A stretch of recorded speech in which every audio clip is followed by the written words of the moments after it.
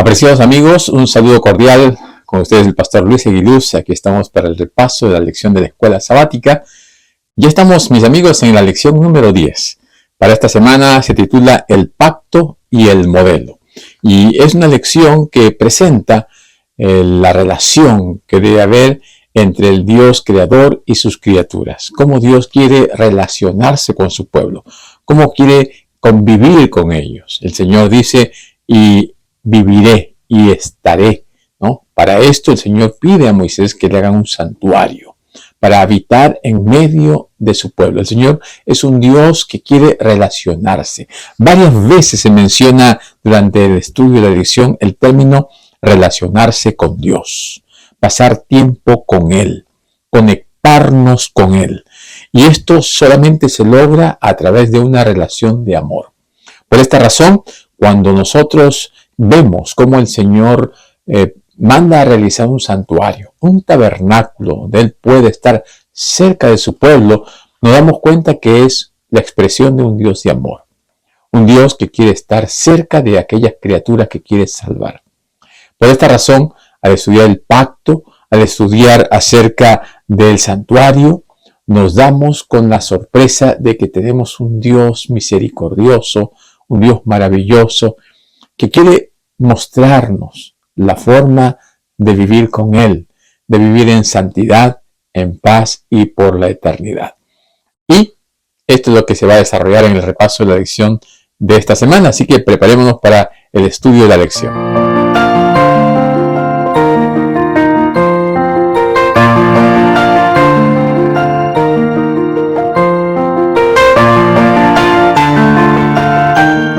Mis queridos hermanos, queremos continuar agradeciendo a Dios y de paso a ustedes también por sus oraciones, por todo este viaje a través de la experiencia de la sanidad. Gracias a Dios por su amor y misericordia y gracias también por todas las bendiciones que Él da día a día a cada uno de nosotros. Y queridos hermanos, queremos también animarles e invitarles para que se suscriban, para que apoyen este canal y para que puedan compartir con otros las lecciones de la escuela sabática y de esta manera podamos compartir el Evangelio. Mis queridos amigos, si alguno quiere escuchar el versículo de memoria cantado, nuestro hermano Ezequiel nos lo provee, así que al final del repaso de la lección ustedes lo pueden escuchar, lo pueden memorizar también. Que el Señor nos bendiga y vamos al repaso de la lección. Muy bien, mis amigos, entonces vamos al repaso de la lección para esta semana, el pacto y el modelo.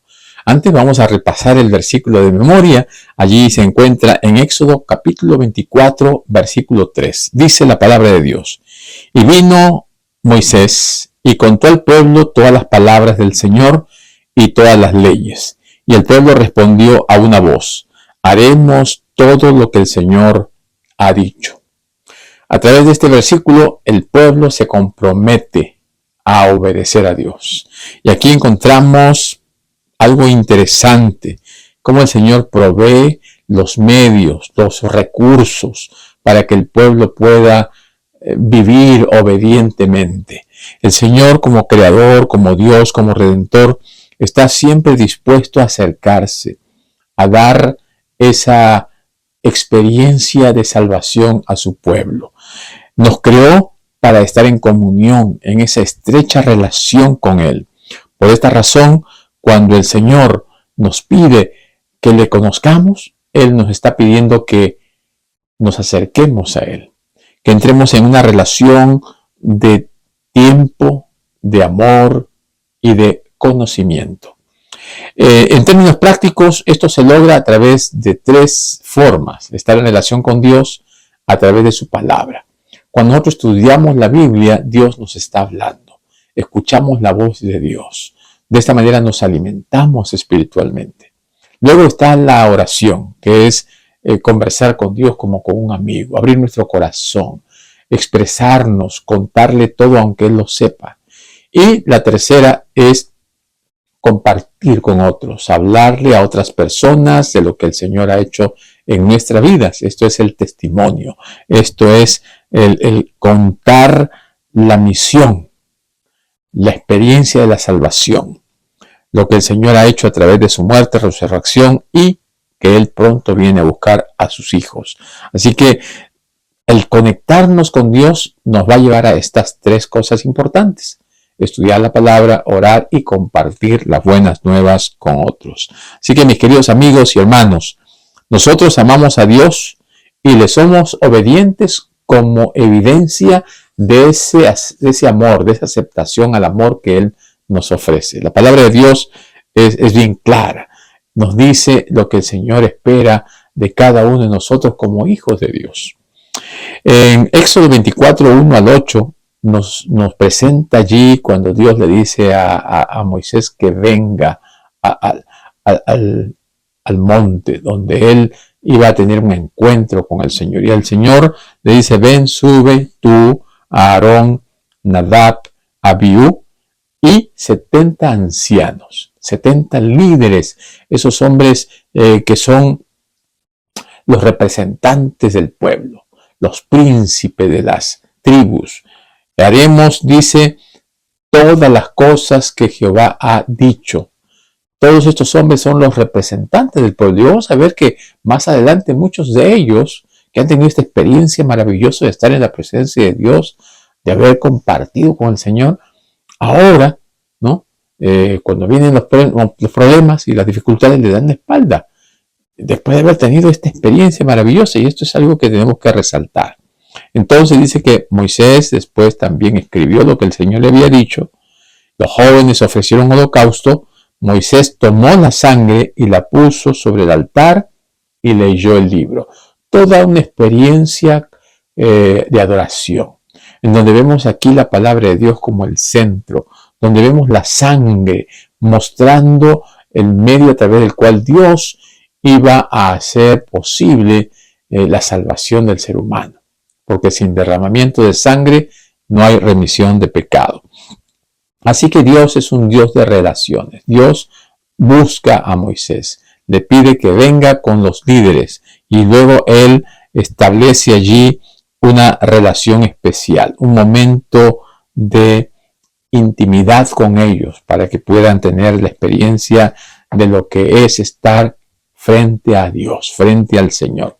Entonces el Señor está buscando tener una relación personal con los líderes, para que de esta manera los líderes puedan presentar ante el pueblo a ese Dios maravilloso, ese Dios de amor. Dios es un Dios de amor. Dios está interesado no solamente en el comportamiento ético, o sea, la forma correcta, ¿no? de presentarse ante los demás, sino el Señor está enfocado también en nuestro carácter, en nuestra forma de ser, en lo íntimo, no solamente en lo externo. El Señor quiere tener una relación íntima, estrecha con cada uno de nosotros. Y Él está viendo esto como una forma de atraernos. Ya desde el principio, Dios estableció dos instituciones que buscan ese tipo de relación. Tenemos el sábado y el matrimonio, ¿verdad? Entonces, a través del sábado, el Señor establece esa relación vertical entre Dios y su pueblo. Y a través del matrimonio, esa relación horizontal con otros seres humanos. Entonces, de esta manera, el relacionamiento nos ayuda a tener una expresión de amor. Por eso, cuando Jesús dijo, amarás al Señor tu Dios con todo tu corazón, esa relación vertical es una relación de amor. Y a tu prójimo como a ti mismo, esa relación horizontal es una relación de amor también, que se origina en el jardín del Edén, en ese relacionamiento entre el esposo y la esposa. Y más adelante se extiende a los hijos y a otros seres humanos que van a venir como consecuencia de esa primera pareja. Ahora, la ratificación que el Señor hace de esta relación, de este pacto, se puede ver a través de sus leyes. El Señor quiere que esta relación especial con el pueblo, ¿no? Que el pueblo repitió como está en 3 veces que vamos a ser fieles, que vamos a ser obedientes. Entonces ahora el Señor lo ratifica con sangre, porque la sangre del pacto fue rociada sobre ellos, simbolizando que solo mediante los méritos de Cristo se puede conseguir obedecer a Dios. Solamente a través de los méritos de Cristo se puede alcanzar la salvación plena. Solo a través de Él, porque nosotros como seres humanos somos frágiles, somos pecadores y faltos de poder. Y esto se repite una y otra vez, dándonos a entender que nuestra naturaleza pecaminosa, caída, no nos ayuda en nada. Tenemos que recibir la ayuda de Dios. El Espíritu Santo es el que nos fortalece y el que nos capacita para poder enfrentarnos a este enemigo que busca alejarnos de Dios. Mis queridos amigos, es maravilloso tener la experiencia de ver a Dios. Y estos hombres que fueron llamados para estar frente a Dios, lo tuvieron. Vieron al Dios de Israel. Y aún más, comieron y bebieron en su presencia. La lección nos dice que esta experiencia de ver a Dios se le conoce como teofanía, ¿no? Ver un ángel, ver a Jesús, ver la manifestación gloriosa de Dios. Todo esto es la forma en que Dios se revela. Y los líderes sellaron el pacto de estar delante de la presencia de Dios, de comprometerse a obedecer sus mandamientos a través de una cena. Comieron juntos. En el cercano Oriente, participar de una comida es un asunto muy importante. En esa época tenía mucho valor, especialmente para cerrar tratos, compromisos, negocios.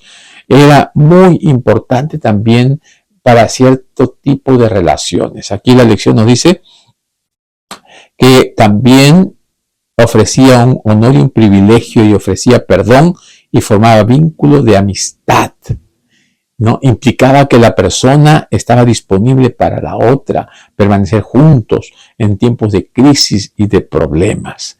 Y podía acudir en su ayuda en cualquier momento de dificultad. Así que comer juntos entablaba una relación de cercanía, de intimidad, de compromiso, de pacto.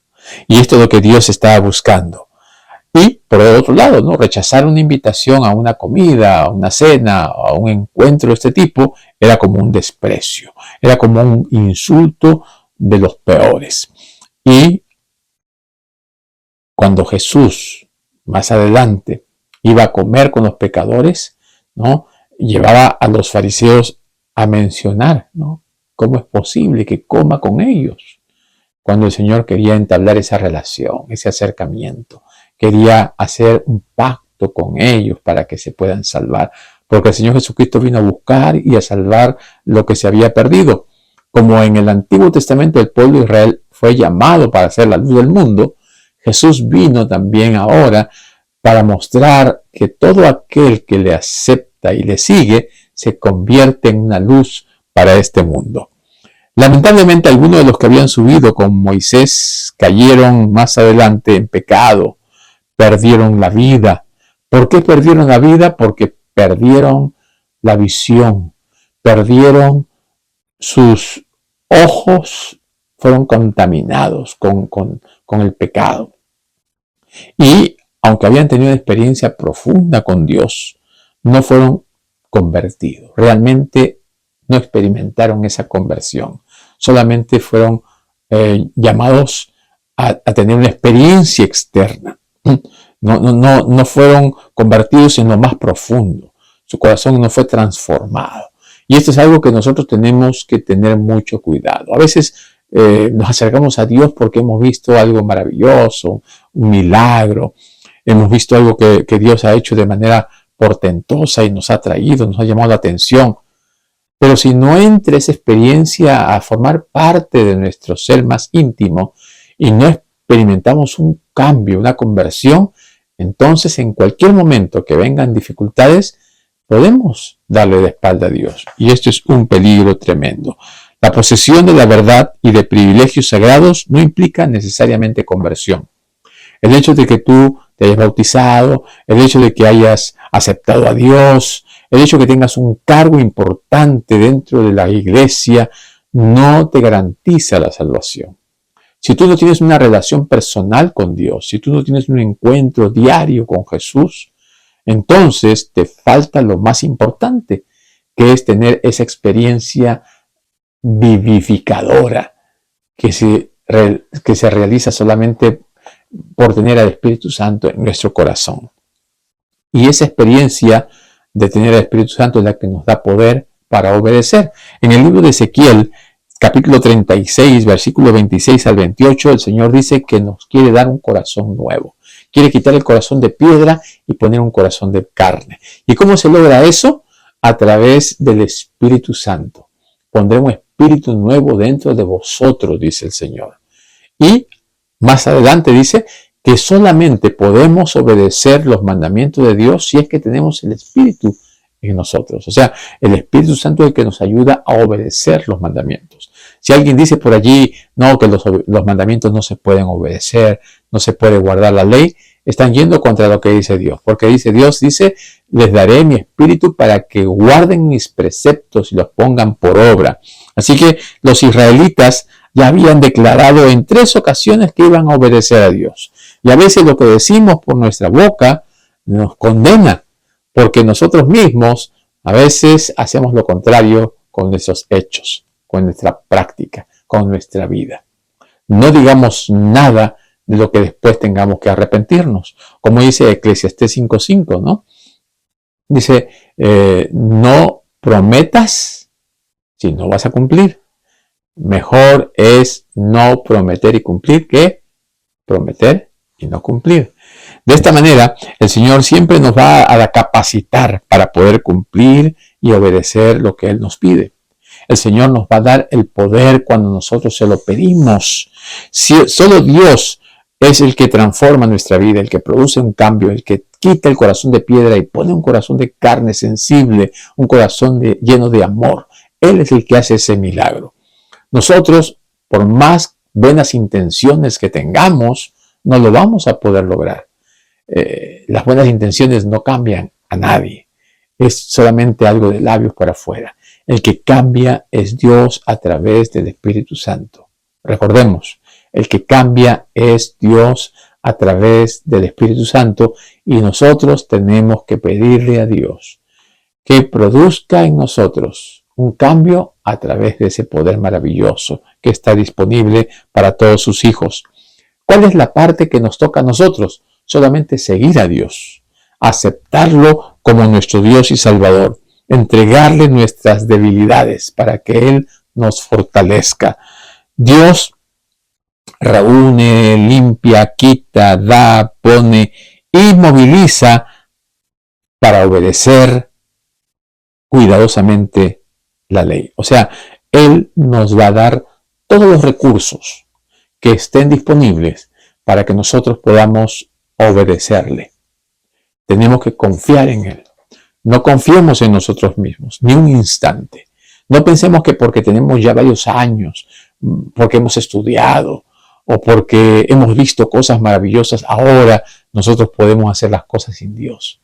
Ese es el error más grande que podamos cometer. No nos aventuremos a dar un paso siquiera sin que tenga la bendición y la aprobación de Dios. El Señor dice, pondré mi espíritu dentro de vosotros para que andéis en mis mandamientos, para que guarden mis normas y para que las cumplan. Es el poder de Dios el que nos da la capacidad de obediencia. Y la obediencia también es un don de Dios, así como la santificación, así como la justificación, así como la salvación. Esos dones de Dios vienen por obra y gracia del Espíritu Santo. El Espíritu Santo es el que nos justifica. El Espíritu Santo es el que nos va santificando día a día y el que también nos justifica por su maravilloso poder. ¿Qué es lo que pide Dios? Que nosotros abramos nuestro corazón. Así como en el Antiguo Testamento Dios quería estar con su pueblo, Dios quiere estar con nosotros hoy. Dios quiere morar en nuestro corazón. En aquel entonces Dios le dijo que iba a estar en medio, que lo iba a proteger, que los iba a cuidar. Pero para esto quería que le hicieran un santuario. Un santuario es el lugar santo, el lugar donde mora Dios, ¿no? El lugar santo era todo ese espacio reservado para Dios. Y el lugar donde iba a estar la Shekinah o la gloria de Dios era el lugar santísimo. Así que todo ese monumento, ¿no?, a la santidad era conocido como el santuario. Y Dios instruye a su pueblo y les dice que hagan un santuario. Les da todas las características y cómo lo iban a hacer, el material con que lo iban a hacer. Y es más, Dios también capacita a las personas para que lo hagan. ¿Cómo lo iban a hacer? De ofrendas voluntarias. Y este santuario iba a ser un ejemplo para todo el mundo. Todo el mundo tenía que ver en Jerusalén, ¿no? Jerusalén viene de dos palabras, ¿no? Shalom, que significa ciudad de la paz. Todos tenían que ver en Jerusalén la paz de Dios. Los demás países eran países idólatras, eran belicosos, pleitistas, eran paganos, idólatras, y tenían que ver a Jerusalén como una nación diferente, una nación santa. ¿Por qué santa? Porque tenían a Dios en medio de ellos y era el que los santificaba. Por eso la Biblia dice que el Señor quería hacerlos un reino de sacerdotes, una nación santa, un pueblo diferente.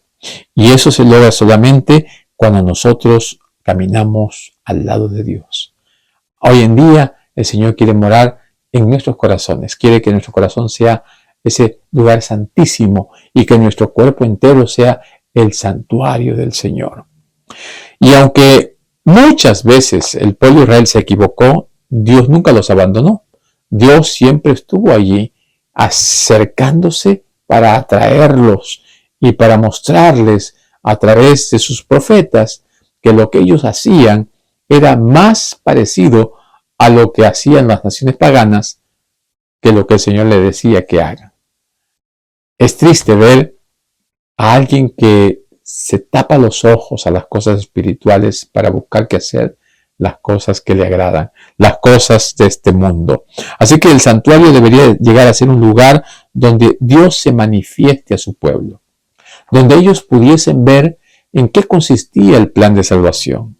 Ellos con sus pecados, reconociéndolos, trayendo a una ovejita, confesándose, viendo la sangre derramarse y viendo cómo era todo ese servicio, ¿no?, de llevar la sangre y asperjarla, y que el sacerdote hiciera todo este recorrido, y una vez al año el sumo sacerdote también hiciera un día de expiación para que purificaran todo ese santuario, y luego todos esos pecados que se habían acumulado durante el año eran transferidos a un macho cabrío que era llevado al desierto, y allí tenía que morir sin ser sacrificado. Todo esto estaba mostrando el plan de salvación. Ese macho cabrío representaba a Cristo, y ese otro que era llevado al desierto representaba a Satanás. Y el pueblo estaba ilustrándose, el pueblo estaba viendo, observando todo lo que Dios estaba haciendo en su favor. Ahora, nosotros lo vemos de manera retrospectiva hacia el pasado como algo histórico, pero que tiene también una función salvífica, porque el Señor sigue ministrando, ya no en el santuario terrenal, sino en el santuario celestial. Cuando Cristo murió en la cruz del Calvario, allí el velo del lugar santo que separaba el lugar santísimo se rasgó. Un tremendo velo, que no lo podía hacer nadie de manera manual. Eso con la mano de Dios sucedió de tal manera que el mismo sacerdote que estaba por realizar el sacrificio quedó asombrado, quedó maravillado, se le escapó la ofrenda del sacrificio, pero el verdadero sacrificio, que era Cristo, estaba muriendo en esa cruz. Y de allí en adelante el servicio del santuario terrenal dejó de funcionar. Ya no más iba a cumplir su misión, porque ahora entraba a funcionar el santuario celestial, donde Jesucristo, siendo la víctima aquí en esta tierra, ahora entra como sacerdote para ministrar allí en el lugar santo del santuario. Y allí Él va a presentar su sangre delante del Padre para que nosotros podamos tener perdón y liberación de la condenación del pecado. Así que de esta manera, cuando Moisés construye ese santuario, lo que estaba mostrando al mundo es que Dios estaba con su pueblo. Y Él no lo hizo por imaginación o no lo hizo por ejemplos humanos. Dios se lo mostró y le dijo que lo hiciera conforme al modelo. Y de esta manera, pues, estamos nosotros viendo la mano poderosa de Dios, porque Dios mismo dio ese espíritu de arte y de ciencia y de sabiduría a hombres como Bezaleel, Aholiab y otros artistas más que participaron en la construcción, en la decoración, en los detalles para que ese lugar sea hermoso, sea atractivo. Los sacerdotes tenían que vestir sus vestiduras sacerdotales. El sumo sacerdote tenía que llevar también un efod especial con los nombres de cada una de las tribus de Israel. Y tenía un pectoral donde estaba allí el Uril y el Tumim, donde Dios se manifestaba, donde Dios hablaba. Y también allí podríamos ver en ese santuario cosas hechas con mucha delicadeza, ¿no? Y que estaban cuidadosamente preparados. El altar del incienso entre el lugar santo y el lugar santísimo, donde allí se ponía ese incienso de olor grato que llegaba hasta el lugar santísimo. La fuente de lavamiento que estaba entre el atrio y el lugar santo. Y el sacerdote y sumo sacerdote tenían que lavarse antes de entrar. Tenemos también el aceite de la unción, que era traído, ¿no?, para que pudiese mantenerse encendidas esas lámparas. Ese aceite también era para ungir a los sacerdotes, para ungir a los reyes. Ese aceite que era utilizado de manera muy especial era un aceite de oliva preparado específicamente para el santuario. Y también ese incienso que era seleccionado con un olor agradable. Todo era preparado como para el Señor. ¿Qué nos enseña esto a nosotros? Que tenemos que tener también cuidado con todas las cosas que son para Dios. Para el Señor, lo mejor. Siempre a mí, desde que entré a la iglesia, me decían lo mejor para el Señor. No lo que ya no sirve, no lo que ya no uso, no lo que ya no quiero, no lo que ya se descartó en mi casa, pues lo llevo a la iglesia. No tengamos esa mentalidad para las cosas de Dios. Busquemos darle al Señor lo mejor, lo primero. También recordemos que juntamente con esto, ¿no?, o sea, con las cosas preparadas para el santuario, el Señor menciona el sábado como un día de pacto, como un día de santidad. Aquí nos dice: les di también mis sábados para que fuese una señal entre mí y ellos, para que supiesen que yo soy el Señor, que los santifico, dice Ezequiel 20:12. Así que el sábado es una señal de santificación. El sábado es una muestra de ese Dios maravilloso que quiere relacionarse con su pueblo y selecciona un día específico. Ese día de relacionamiento es el sábado. El sábado es presentado en Ezequiel como un sello, como una marca que Dios pone en su pueblo, en sus hijos que son fieles. ¿Por qué? Porque aquel que obedece a Dios se identifica con Dios. Aquel que lo desobedece, por el contrario, le está dando la espalda. Así que Dios mismo escribió con sus propios dedos, entregó luego las tablas a Moisés, estos 10 preceptos. ¿Saben ustedes dónde está? Esos 10 mandamientos fueron puestos dentro del arca y era luego tapado, cubierto con el propiciatorio. Lo cual indica que Dios tiene un cuidado muy especial por esos mandamientos. Pero si ustedes se dan cuenta, cuando un pecador llegaba al santuario, lo primero que encontraba era el arca del sacrificio. ¿Qué simboliza? A Cristo, sacrificado y muerto por nuestros pecados. ¿Y dónde estaban los 10 mandamientos? Bien allá al fondo, pasando el atrio, pasando el lugar santo, dentro del lugar santísimo y dentro del arca. Allí estaban los 10 mandamientos. Y eso es algo que nos tiene que enseñar a nosotros a poner las cosas en el lugar correcto. Primero es Cristo. Después es el bautismo. Después es alimentarnos constantemente de la palabra de Dios, las oraciones y al final la obediencia a los mandamientos. Hay muchos que lo hacen al contrario. Primero los mandamientos y dejan a Cristo al final. Por eso que se vuelven legalistas. Piensan que tienen que cumplir la ley para salvarse y así no funciona el plan de salvación. Cristo es el que salva. Y Cristo es el que nos dice que debemos ir a la ley para vivir de acuerdo a esos principios, para mostrar el amor a Dios, que son los primeros 4 mandamientos, y para mostrar el amor al prójimo, que son los otros 6 mandamientos. Sin ley no hay gobierno.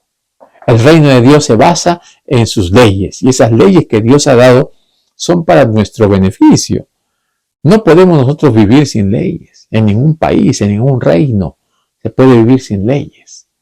Y el reino de Dios, con mayor razón, tiene leyes que son leyes de amor. Porque esos 4 primeros mandamientos muestran el amor a Dios.